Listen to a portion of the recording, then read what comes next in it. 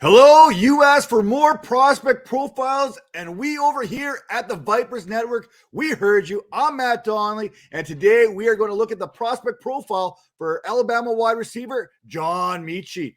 Boy, do we have a good one lined up for you here, but before we get into this one right now, Apple, Spotify, Stitcher, rank and review us right now on any of those podcasting platforms.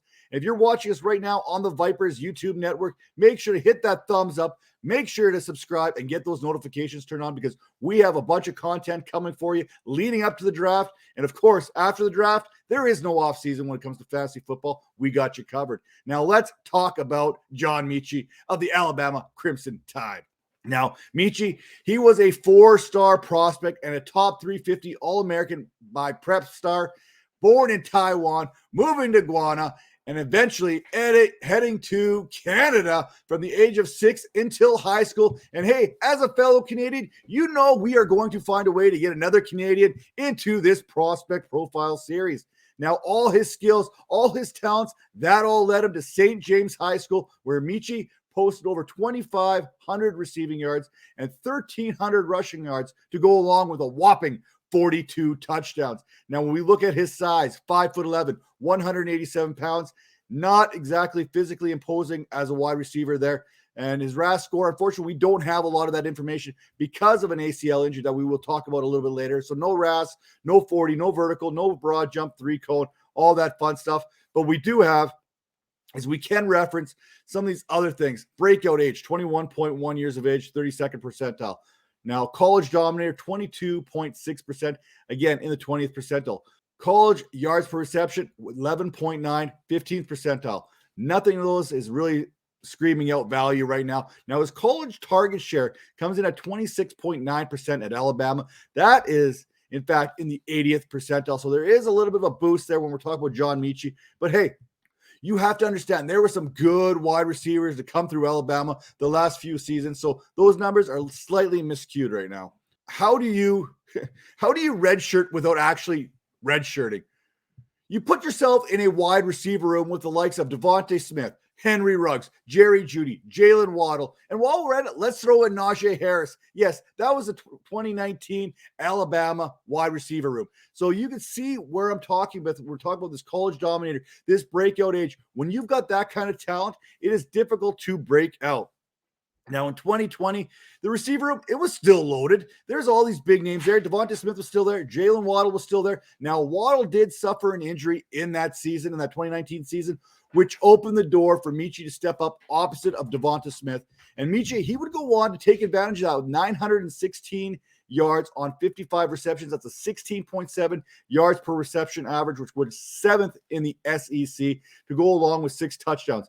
Now, 6 touchdowns, again, Devontae Smith was on this team that year. If you remember that, Devontae Smith had 23 receiving touchdowns, so there wasn't a whole lot of opportunity for Metchie to catch on there, even at Alabama, even playing that second fiddle, especially with the type of Heisman season that Devontae Smith was having. Now, in 2021, John Metchie, he would go on and he would suffer that season-ending knee injury there in that SEC championship game against the Georgia Bulldogs. But despite that little bit of a setback, he would also go on to earn all SEC second-team accolades from both the Associated Press and the coaches there. Now, that was all thanks in part to 96 receptions, in which those 96 receptions, hey, that ranked second in the SEC, okay? That was prior to that injury. Now, his 96 receptions are the third most in Alabama single-season records. He also had 1,142 yards, which is third in the SEC, and 8 touchdowns.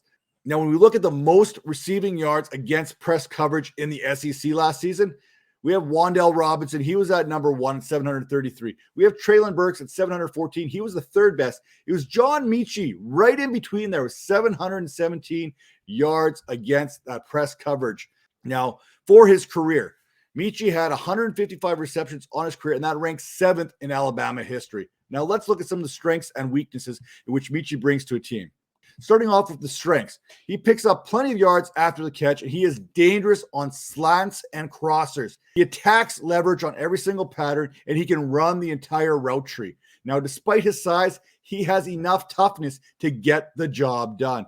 Now, his weaknesses, we talked about this ACL injury in that SEC championship game. That's something to monitor there. There's a little bit of a red flag, but by all accounts right now, things are trending upwards for him. There are also concerns when it comes to the drops. Looks like it's more of a focus-related situation. There's something that he can improve on, and teams will definitely probably get the jug machines on.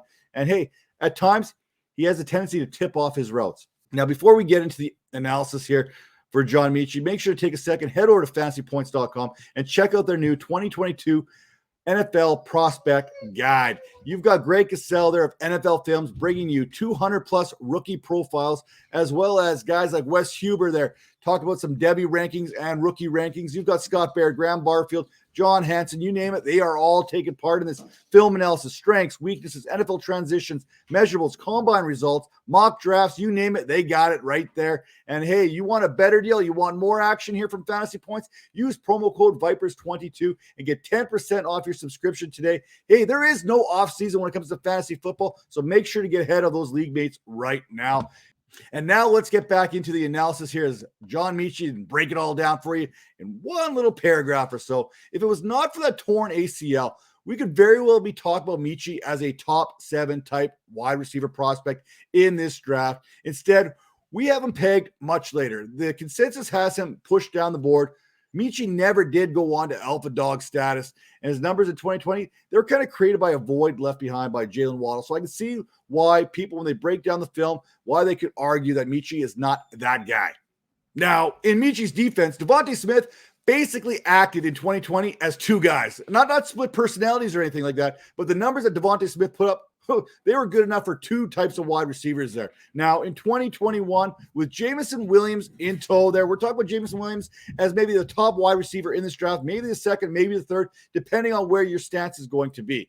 Metchie would go on to earn a 23.3% target share. That's 133 targets with Williams in the lineup as one of the most dynamic duos in all of college, and they both produced 1,000-yard seasons. How quickly can Metchie recover from that ACL injury? That is going to be important. Metchie can play multiple receiver roles, but is probably best suited as a slot guy because of his ability to run a variety of routes, as he lacks that explosion of some of his peers in his efforts to create that separation.